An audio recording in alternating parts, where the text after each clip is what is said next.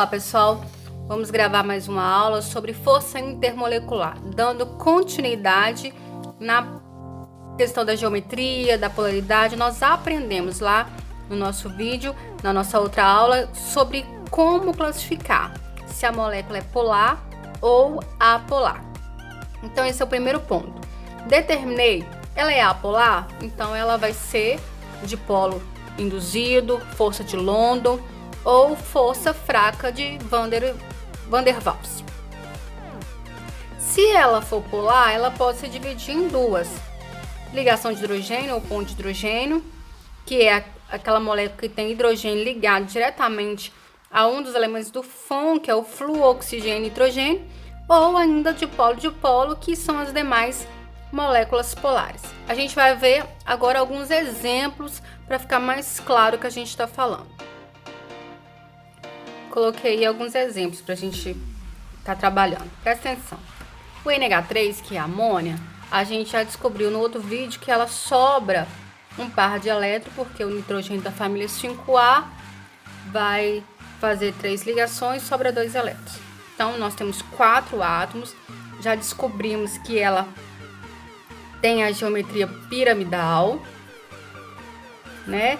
Descobrimos que ela é polar, porque toda molécula que sobra par de elétron não ligante é polar. Agora nós vamos descobrir a força intermolecular. Lembrando do critério seguinte: sempre que houver hidrogênio ligado diretamente a um dos elementos do FON, a minha estrutura será, minha força intermolecular será ponte de hidrogênio ou ligação de hidrogênio. Então eu tenho aqui, ó, vou fazer ela para vocês verem, ó. Eu tenho H ligado diretamente a um dos elementos do FON. Então eu tenho aqui ligação de hidrogênio. A molécula da água são 3 elementos, onde o átomo central possui 2 par de elétrons não ligantes. Ela vai ser angular, como tem par de elétron, é polar. E aí a gente vai ver da mesma maneira. Eu tenho hidrogênio ligado a um dos elementos do FON, aqui, ó, o oxigênio. Então, também será ligação de hidrogênio.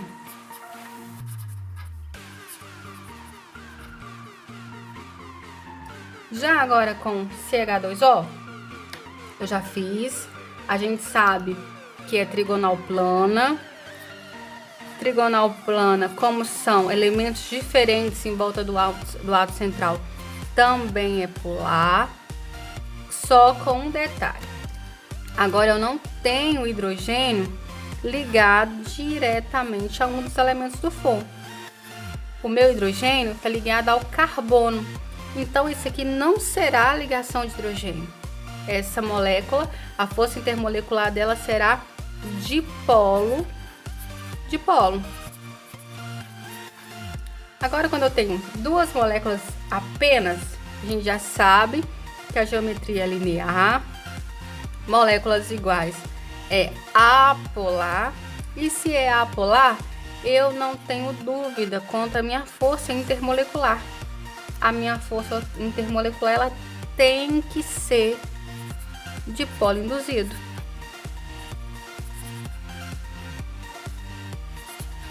De polo induzido. Pessoal, agora eu coloquei para vocês uma reação em duas etapas, etapa 1 e etapa 2. Eu queria saber, queria que vocês observassem comigo, parassem o vídeo, pensassem aí. A etapa 1, que é H2O, água líquida passando para o estado gasoso, isso é uma reação química? Ou isso é simplesmente uma mudança de estado, uma transformação física? E a etapa a etapa 2, é uma reação química ou é uma mudança de estado? Para o vídeo aí, pensa. Vamos lá, vamos responder essa questão? Olha, etapa 1, eu só mudei de líquido para gasoso. Então, isso é simplesmente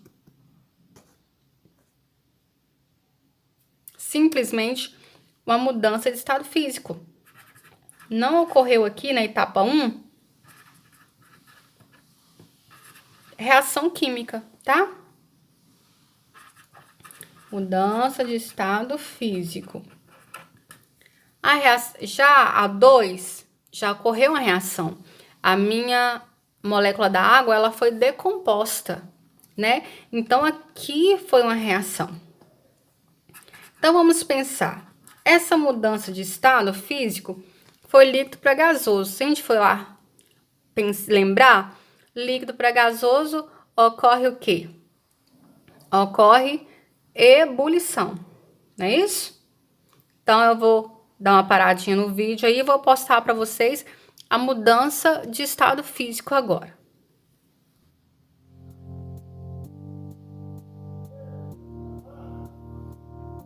Vocês viram aí como é que é a mudança de estado físico, sólido para líquido, líquido para gasoso. E agora eu coloquei para vocês uns exemplos sobre o ponto de ebulição de algumas substâncias. Eu gostaria que vocês observassem que todas essas substâncias aqui, elas são polares, todas, tá? São moléculas diferentes, tá vendo?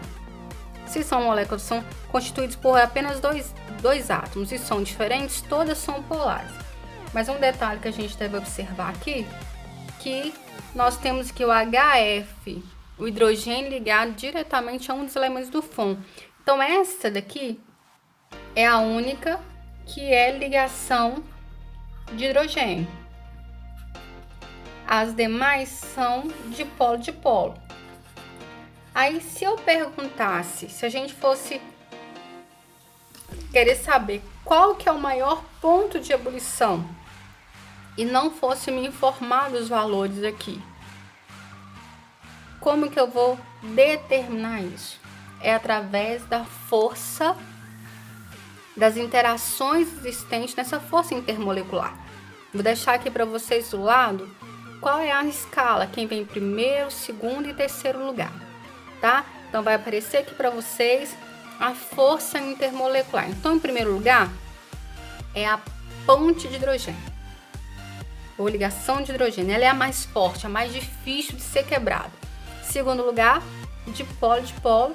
E por último, é a ligação quando ela é apolar, ela tem dipolo induzido. No caso, nós temos as duas, são polares, a mais forte é essa. Então, aqui vai ter maior ponto de ebulição, é essa. Aí você pode perguntar para mim, mas Cristiane, e agora? Qual é o critério que foi utilizado para determinar quem é maior ponto de ebulição aqui, se todas têm a mesma força intermolecular, se todas são dipolo-dipolo? Vou colocar a massa para vocês aqui, só para vocês observarem uma questão. Peguei a massa atômica, né, dos elementos e já coloquei para você. Gostaria que você percebesse que quanto maior for a massa molar, né, maior será o ponto de ebulição. Então, presta atenção aqui, ó, todos são negativos. O que tem o maior ponto de ebulição é o HI. Então, ele tem a maior massa, tá? Maior massa, maior ponto de ebulição. Primeiro lugar, ligação de hidrogênio, dipolo-dipolo. Depois você vai pelo critério da massa, tá bom? Só para recapitular, quanto maior a intensidade das interações intermoleculares entre as moléculas, eu tenho maior tendência, né, de ter um maior ponto de ebulição. Quanto maior, em caso de moléculas com a mesma força intermolecular, eu vou recorrer ao conceito da massa molecular. Quem tiver a maior massa terá o maior ponto de ebulição. Um exercício facinho pra gente aqui, olha. Dadas as substâncias CH4, SO2, H2O, Cl2 e HCl, né? Aqui apresenta o maior ponto de ebulição, para o vídeo aí e tenta resolver. Conseguiu determinar? Vamos analisar? Os compostos, né, no caso, 2 e 5 são polares. São polares dipolo-dipolo, né? Porque aqui, ó, é polar, dipolo-dipolo. Já o composto 1 E o composto 4 é apolar. Se é apolar, são moléculas iguais, ó. Ah, Cristiane, eu esqueci. Por que é apolar? Moléculas iguais são apolar. Quando o átomo central não tem par de elétrons e os átomos em volta são iguais, é apolar. Aqui o hidrogênio sobra um par de elétron não ligante, por isso é polar.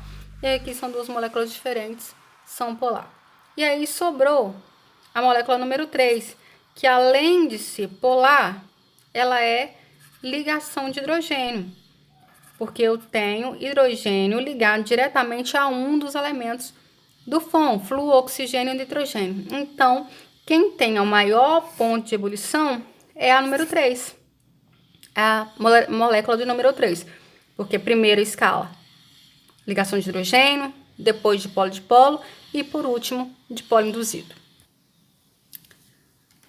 Uma pesquisa publicada na revista Nature mostrou que a habilidade das lagartixas em escalar superfície lisa, como uma parede, por exemplo, é resultado de interações intermoleculares. Admitindo que a parede é recoberta por um material apolar e encontra-se seca, assinale a alternativa que classifica corretamente o tipo de interação que prevalece entre as lagartixas e a parede, respectivamente. Pessoal, uma coisa que eu não falei no início do vídeo, que é bom lembrar aqui, semelhante dissolve semelhante, tá? Ah, Cristiane, tá dissolvendo nada aqui. Se eu vou ter tendência a reagir com a mesma polaridade. Então, se a lagartixa, cadê classificada? É um material apolar, então a lagartixa também ela vai ter essa interação apolar. Então, vamos lá, a resposta C, íon. Íon de polo permanente, de polo induzido? Sim, porque a interação da parede com as perninhas da lagartixa lá vai ser de polo induzido, porque semelhante dissolve semelhante, tá bom? Questão número 2. As forças intermoleculares são responsáveis por várias propriedades físicas e químicas das moléculas, como, por exemplo, a temperatura de fusão. Considere as moléculas. Então, eu tenho flúor, cloro e bromo. Vem a pergunta: quais as principais forças intermoleculares presentes nessa espécie? Observa aqui, pessoal, eu tenho duas moléculas, dois átomos, eles são iguais. Sempre que você tiver dois átomos iguais, a molécula será apolar. Então, qual é a força intermolecular presente na molécula que é apolar? Dipolo induzido.